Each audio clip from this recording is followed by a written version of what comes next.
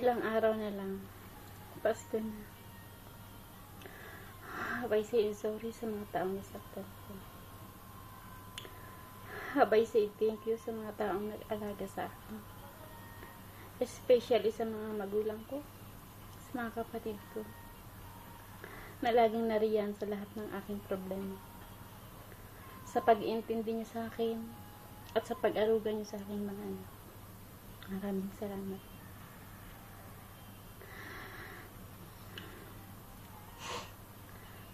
Sa mga magulang ko, o kapamilya mo, sorry kung may nagawa man akong mali o nasabi na nakakasakit sa kalooban niyo.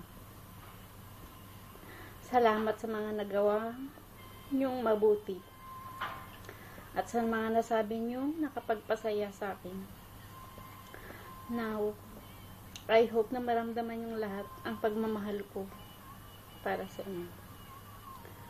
I love you. Love you too.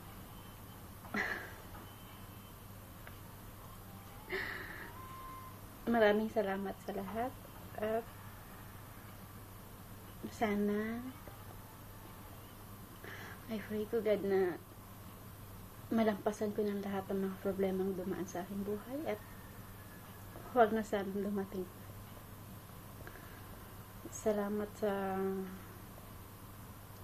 kay God sa lahat ng mga pagsubok na ibinigay niya sa akin.